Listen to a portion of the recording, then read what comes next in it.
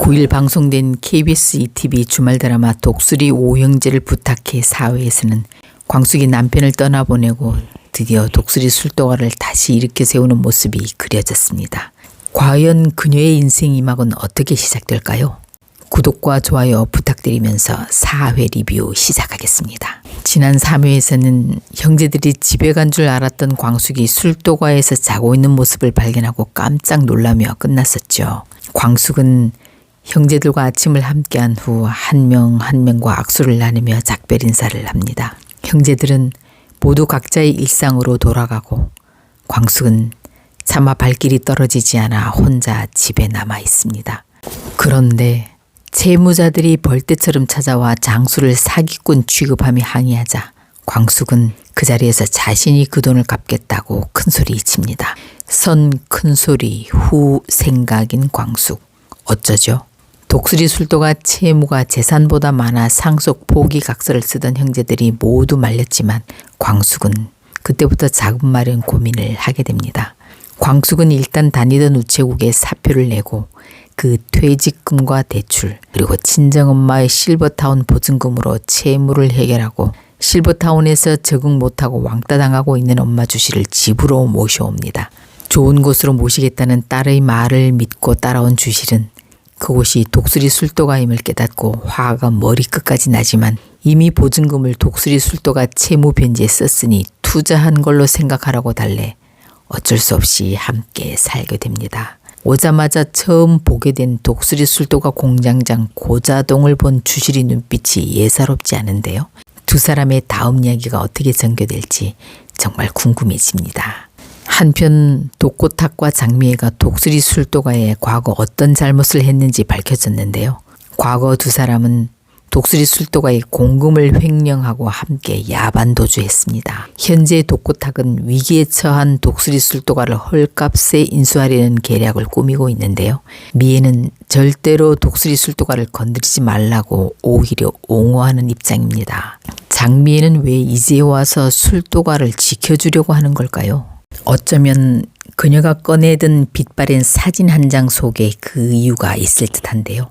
이 복잡한 상황 속에 감추어진 진실은 뭘까요? 한편 광숙은 웨딩드레스 수선비 문제로 다시 동석을 찾아가는데요.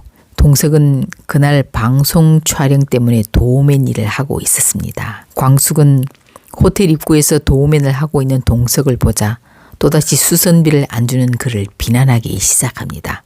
준다는데도 계속 가지 않고 달라고 버티자 이에 화가 난 동석은 광숙 때문에 납골당 계단에서 자신이 허리 다친 사실을 말합니다. 이 말을 들은 광숙은 파스와 약을 사서 다시 동석을 찾아가는데요. 동석은 자신에게 약을 주려고 다시 온 광숙을 수선비를 재촉하러 온 줄 알고 보아하니 결혼한 지 며칠 안 된 것 같은데 남편분 참 피곤하시겠어요. 사람을 이런 식으로 볶으면 제명에 살겠어요 어디? 라고 광숙에게 큰 상처를 입히는 말을 하고 맙니다. 몇 시간 후 비서를 통해 광숙이 남편을 잃었다는 말을 듣는 순간 동석은 자신이 너무나 큰 말실수를 했음을 깨닫습니다. 이에 마음의 부채를 덜고 싶었던 동석은 광숙이 입고 있던 옷에 독수리 술도가가 새겨져 있음을 기억해내고 독수리 술도가로 그녀를 찾아갑니다. 한편 오광수는 우연히 흉기를 들고 한봄을 위협하고 있는 상황을 목격하고 바로 그를 제압하며 한봄을 위기에서 구해냅니다. 이 과정에서 칼에 찔린 강수는 병원 응급실로 치료를 받으러 갔고 거기서 자신이 구한 여자가 자신이 귀 치료를 담당했던 군의관 한결의 동생이라는 사실을 알게 됩니다. 이렇게 강수는 한동석의 딸 한결의 동생 한봄과 첫 만남이 시작됐습니다. 술도가 집으로 오던 길에 동네 편의점에 들른 천수는 미순과 학창시절 이야기를 하며 잠시 추억에 젖었고 흥수에게 마음이 있는 옥부는 줌바 댄스 회원들 그 누구도 오흥수에 대한 접근을 막기 위해 애를 씁니다. 술도가를 맡게 된 광숙은 나가려는 독수리 술도가 공장장 고자동을 끝까지 붙잡아 함께하게 되고 장수의 작업 일지와 술 관련 책들을 밤새 읽으며 연구에 몰두하게 됩니다. 광숙은 장광주를 함께 만들고 그 맛을 미처 보지 못하고 간 남편 장수에게 꼭 그 막걸리가 인정받는 걸 보여주기 위해 무수한 노력과 실패를 거듭하며 진정한 전통의 맛을 찾기 위해 노력했습니다. 앞으로 술도가 대표로서의 광숙은 어떻게 술도가를 성공시킬지 그녀의 비결이 궁금증과 기대를 한껏 높이고 있습니다. 한편 돈을 주기 위해 독수리 술도가를 찾아온 동석은 창문으로 보이는 광숙의 술 빚는 모습을 보고 마음이 짠해집니다. 결혼 열흘 만에 혼자가 된 여자, 그런 사람한테 내가 그런 못된 말을 하다니. 동석은 자신을 자책하며 술도가로 들어섭니다.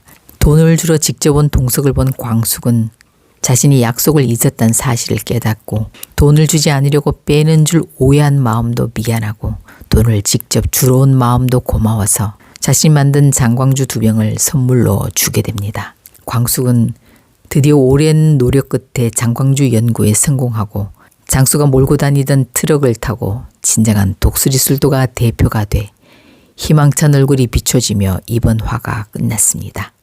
독수리 술도가 대표 광숙은 자신이 장수와 함께 만들었던 장광주를 제품화해 시장에 내놓습니다. 드레스 수선비를 주고 선물로 받아온 장광주를 마신 동석은 그 술맛에 반해 광숙을 찾아가게 되는데요. 동석은 과연 광숙에게 무슨 말을 하러 간 걸까요? 앞으로 이야기가 궁금해 주말이 기다려집니다.